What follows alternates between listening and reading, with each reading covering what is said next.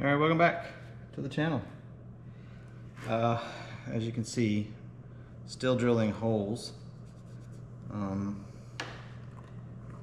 and I still have a whole nother side to do. So, not much on this video, but these things are great. They keep you from, I don't know if I talked about it on my last one, but keep you from putting little circles when you push through. If you know, these the J stiffeners, one, because I don't have a little a start mark to drill, and it's using the skin hole as a guide. You have to put a little pressure to get those. The J stiffeners are kind of soft, so they don't want to start drilling very easily. So you got to put a little pressure, and then because of the way you're having to hold things, it can kind of push in and hits. So these little protect drill stops. I thought they were just to kind of keep you from drilling too deep, which they are, because you kind of set a depth. But I think the bigger advantage is not putting little cuts in the skin when it slips and hits. So it's a slow process because they want you to walk down the center line that was drawn on the J stiffener. So I started using these magnets, real strong earth magnets, to kind of hold things in place. And I'll drill a few, keeping it, you know, held in place, a magnet on the back side, magnet on the front, and then I'll just keep walking this down. And it's just, like I said, it's a slow process. And I'll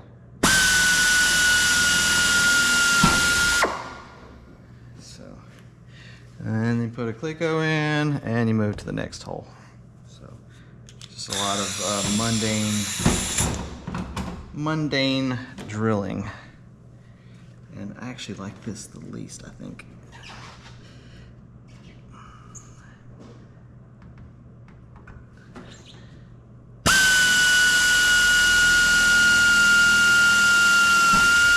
There's a lot of rivets in this tail. But that's how it gets its strength, you know. Alright, so I gotta move the magnets. You have to be careful, don't let these things pop, you know, slam. You gotta have really strong magnets. These actually, crazy enough, these are like cable holders. So I have a desk, an adjustable desk inside for my home computer and stuff, my office computer. And it has a metal top that you put a leather thing over, and it's all magnetic, and you can use these to kind of adjust things. So I gotta make, yeah, see the line. That line is not centered. There we go, that was jammed down in the back. Make it easier. Here we go. I'll go down a little further this time. Like I said, you got to be careful. You don't want it to slam down on you. There we go.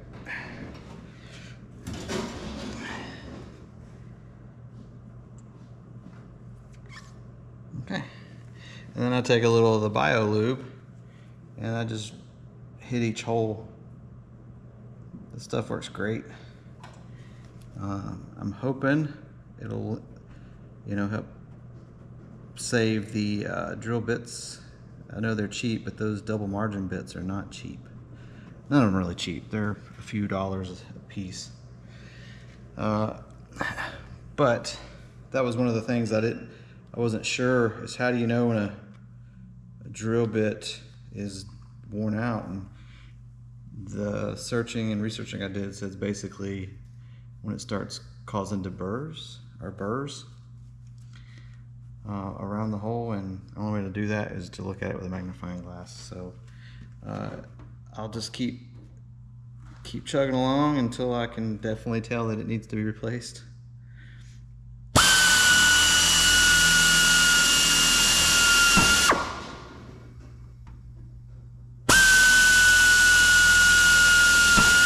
Because it still cuts good. And I've done a couple thousand holes with that so far.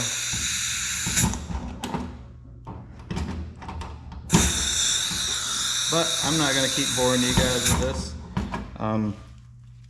As far as I wanted to mention something, I'm going to be moving the build back to my personal page under Keith Davis. So if you follow the Facebook stuff, you won't see much on the HiFly radio side.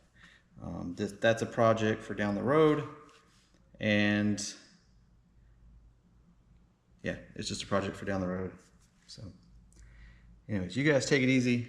I'm gonna knock this side out. This will probably take another hour, and then I got to put the skin on the other side and start doing those three. As you can see, there's three J stiffeners on each side, and then once that's done, you're back to the fun stuff of getting all the bulkheads and stuff, all the parts that I had to fabricate that I've already kind of put together once and I had to take them apart.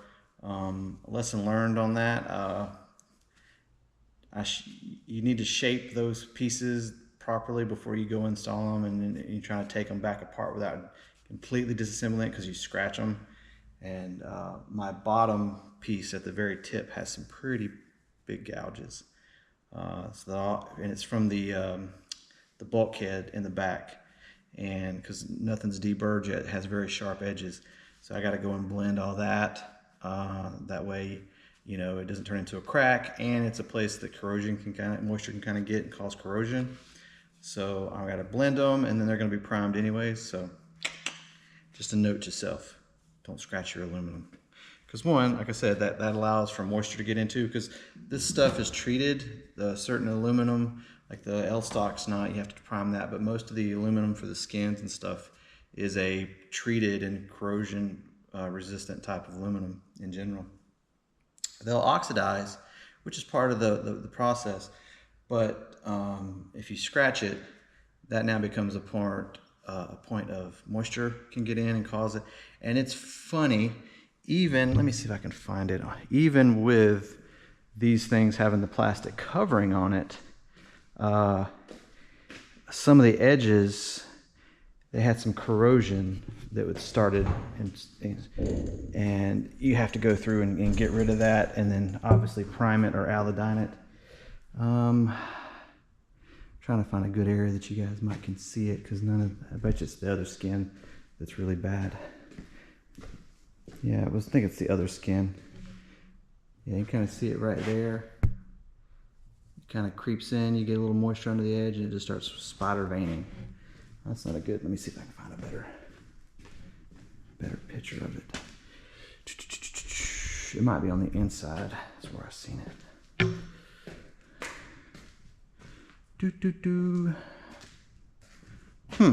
Or is it the bottom? Yeah, it was the bottom. Okay. I don't know if you guys can see that. See all that whiteness? That is where it's, and this was covered with the blue stuff. That line there, that is a corrosion. You can kind of see how it kind of spiders out a little bit. Maybe that's a better, it's hard to see. Nothing crazy because it's going to be painted, but you have to get rid of the corrosion, you know, like right here, where it just kind of creeps under the film a little bit. There's a good one. And you just buff it. You have to be careful, because if corrosion does get too bad and you go so deep, it kind of ruins the metal. You're only allowed like 10% of the total thickness or something like that. I'll have to look that up. But anyways, yeah, there's a view that you guys can kind of see all that. And when you really get those stiffeners on there, man, it really makes the tail very rigid. So, which is the whole intent. Anyways, you guys take it easy. I'm gonna get back. Sorry if I'm boring people, but I'm just trying to make videos and keep people interested. So you guys take it easy. Cheers.